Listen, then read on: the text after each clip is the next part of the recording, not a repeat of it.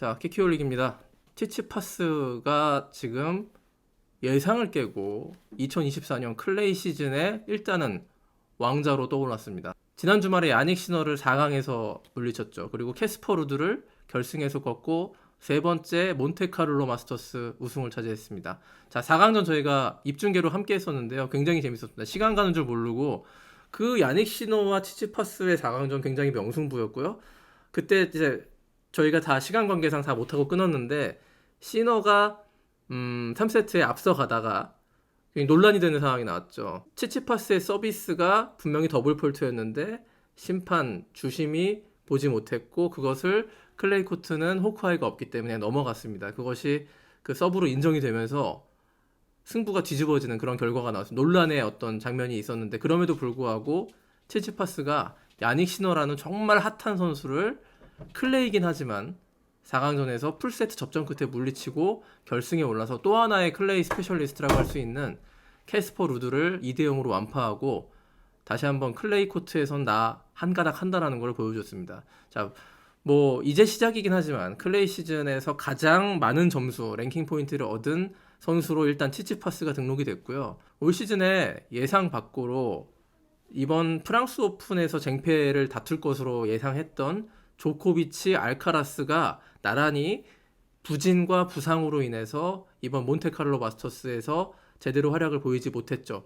뿐만 아니라 이번 바르셀로나 오픈도 마찬가지였습니다. 또 세계 랭킹 빅4 안에 들고 있는 야닉 시너와 다니엘 메드베데프 같은 경우에는 여전히 시너 같은 경우에는 물론 아깝게 치치파스에게 패하긴 했지만 클레이 코트에서 여전히 뭔가 확실한 성과를 보여주지 못한 상태였기 때문에 지금 치치파스가 순식간에 올 시즌 클레이 코트의 지배자로 떠올랐습니다. 물론 지금 열리고 있는 바르셀로나 오픈을 더 두고 봐야겠지만요.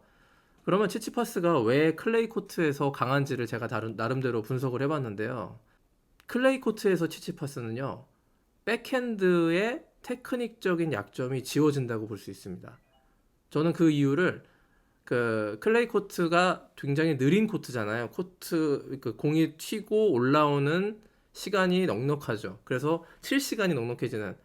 치치파스 같은 경우에는 스탠 바브린카도 마찬가지입니다만 이 백핸드를 원핸드 백핸드로 치기 때문에 굉장히 큰 와인드업 자세가 필요합니다.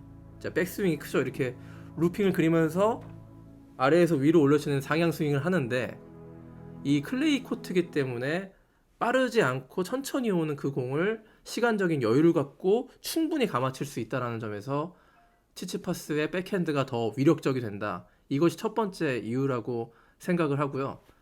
그리고 치치파스 서비스 리턴이 강해집니다. 하드코트에 비해서 하드코트보다 더 수월해집니다. 클레이 코트이기 때문에 나달이나 도미닉 팀이 즐겨하는 베이스라인에서 굉장히 뒤에서 받는 딥 리턴 포지션으로 상대 서브를 받을 수 있거든요. 클레이기 때문에 상대의 서비스가 빠르기가 상쇄되는 것도 있고 뒤에서 받으면서 자신의 리턴의 테크닉적인 약점인 이 백핸드 리턴을 감출 수가 있어요. 어떤 식으로 감추냐면 뒤에서 백핸드로 이제 그 와인드업을 크게 해서 풀스윙해서 리턴하는 방법도 있지만 돌아치는 거죠. 포핸드로 돌아치는 어떤 시간적인 여유를 딥 리턴 포지션을 통해서 확보를 하기 때문에 치치파스가 가장 테크닉적 약점이라고 볼 수 있는 백핸드 리턴이 여기서는 가려집니다. 자, 이 백핸드의 어떤 구질인데요. 치치파스의 백핸드는 다른 도미닉 팀이나 이런 선수들보다 샤포발로프 훨씬 더 플랫성이 아닌 엄청난 탑스핀이 걸립니다. 특히 이걸 의식적으로 하는지 모르겠지만 클레이 코트에서는 클레이 코트의 특성을 더 활용하기 위해서 굉장히 많은 양의 탑스핀을 거는 그런 스윙을 구사하거든요. 그래서 치치파스가 백핸드로 쳤을 때 크로스코트로 날아가는 그 공의 궤적은 마치 나달이 왼손으로 상대한테 그 백핸드 주는 그런 그 루핑 포핸드 같은 그런 궤적으로 날아가는 거를 볼 수 있습니다. 나달이 클레이 코트에서 왜 강합니까? 그 샷 때문에 강한 거거든요. 상대를 계속 뒤로 물러나게 만들 수가 있고요. 엄청난 탑스핀 회전이 걸리기 때문에 튀어 오르는 공, 어깨 높이까지. 자, 그래서 상대로 하여금 자신의 백핸드 샷을 공략하지 못하게 만드는 그런 효과를 볼 수 있기 때문에 치치파스가 클레이에서 강하다고 생각합니다. 다른 것들도 물론 뭐 복합적인 요인이 있겠지만 슬라이딩도 잘하고 뭐 그렇지만 요 백핸드의 약점이 치치파스에게는 하드코트에서 굉장히 치명적인데 이 모든 약점들이 상쇄되는 그런 효과가 있는 것 같아요. 클레이 코트 하면 여러분들이 생각하실 때 되게 수비적이고 막 많이 뛰는 선수들이 유리하다 이렇게 말하지만 클레이 코트에서의 여기서 잘 치는 사람들의 강점은요. 클레이 코트의 코트 속도가 느린 것을 바탕으로 해서 굉장히 많은 샷을 제너레이팅하는 그게 가능한 선수들이 클레이 코트에서 성적을 냅니다. 나달도 그런 것이고요. 예전에 로빈 소더링이라고 라다를 2009년 프랑스 오픈에서 이겨서 화제가 됐던 그 선수도 클레이 코트에서 프랑스 오픈에서 2번이나 연속으로 결승에 올라간 이유가 그런 이유 때문이라고 합니다. 이 와인드업 자세가 굉장히 좀 크거든요. 그래서 준비를 해가지고 이렇게 때릴 때 굉장히 큰 그 공격력을 발휘할 수 있는데 이 샷이 간결하진 않은 거죠, 대신에.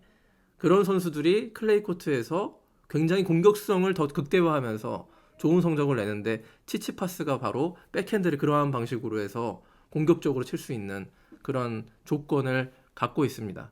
실제로요, 제가 지난번에 저 네이버 블로그에 썼지만은 ATP 공식 통계를 보실 수가 있습니다. ATP 사이트를 들어가시면요, 그 스탯이라고 써 있고요. 서브, 리턴, 그 다음에 언더 프레셔 이 세 가지 지수를 보고 선수들의 순위를 매기는데요. 자, ATP 공식 통계는 지난 1년 52주 동안의 통계를 쫙 수치화합니다. 이 통계는 무시 못하는 것이요.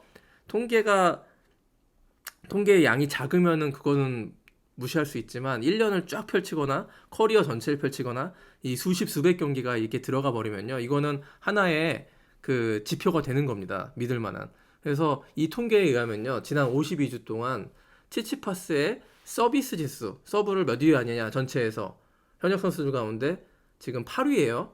그 모든 코트 표면에서 따져보면은 52주 동안에. 근데 클레이로 한정을 시키면요. 서브 지수가 4위까지 올라갑니다.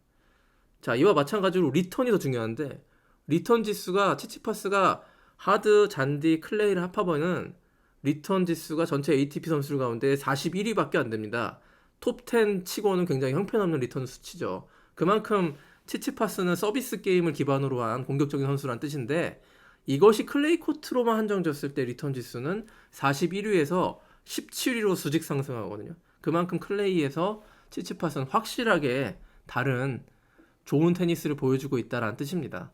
근데 저희가 여기서 오늘 하고 싶은 말씀 중에 한 가지가 보완해야 할 한 가지 약점이 있긴 해요. 이거는 뭐 하드나 클레이나 가릴 거 없이 저는 이건 아쉽습니다. 백핸드 리턴 할 때 슬라이스 리턴이 거의 없습니다. 보신 적 있으신가요?